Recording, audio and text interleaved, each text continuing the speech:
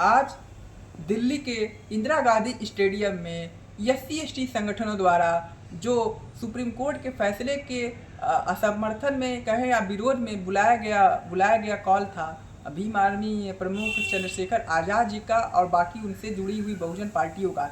तो जिस तरीके से आज आप मीडिया में देखेंगे, इस तरीके से मैदान भरा पड़ा हुआ है कि वहाँ पे बैठने की सीटें कम हो पड़ गई हैं और जो बाहर सड़क पे हैं वहाँ पे SC/ST के लोग सड़कों पे इस समय बाहर ही बैठकर उनकी बातें सुन रहे हैं और अपनी बात रख रहे हैं। जिस तरीके से पहले प्रशासन से मांग की गई थी कि भीड़ काफ़ी बड़ी होगी, इस उद्देश्य से रामलीला मैदान का ग्राउंड दिया जाए, लेकिन दिल्ली में शायद जो बारिश हो रही है और किन्हीं कारणों की वजह से चंद्रशेखर आज़ाद जी ने जो एप्लीकेशन लगाया हुआ था रामलीला मैदान ग्राउंड का, उसको निरस्त कर दिया गया।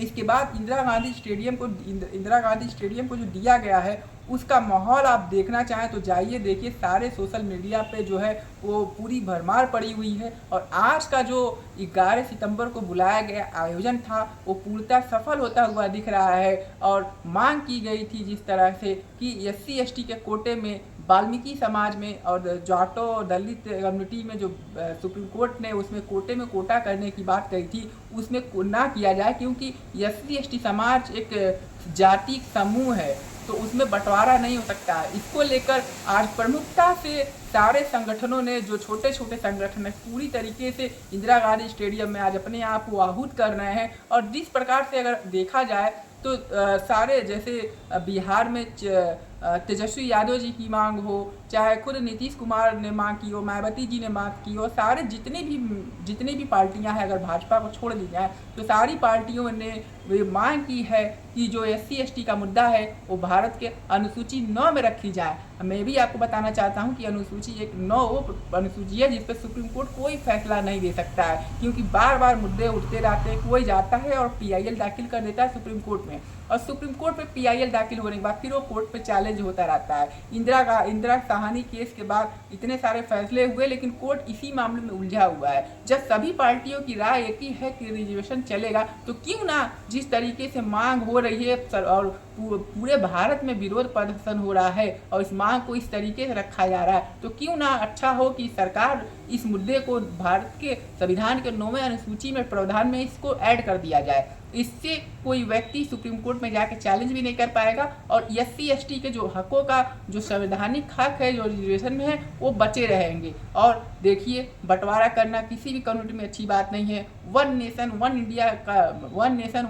का नारा, मेक इन इंडिया का नारा देने वाले लोग अगर जातियों में भी तोड़ के उपजातियां बनाने लगे तो बहुत ही भारत में विडंबना होगी। कहीं ना कहीं जो एक सूत्र में पिरोने की मांग है, जिस प्रकार से सरदार वल्लभ भाई पटेल ने कहा था कि उनके लिए कि एकता, इतने सारे 500 से ज़्यादा रियासतें जोड़कर एक इंटीग्रेटेड भारत बनाया, वन नेशन वन इलेक्शन होने की भी बात कही जा रही है। और यूनिटी जो सरदार वल्लभ भाई पटेल का मूर्ति भी लगाई गई है कि पूरे विश्व के लोगों से जोड़ करके उसको एक सूत्र में पिरोया जाए।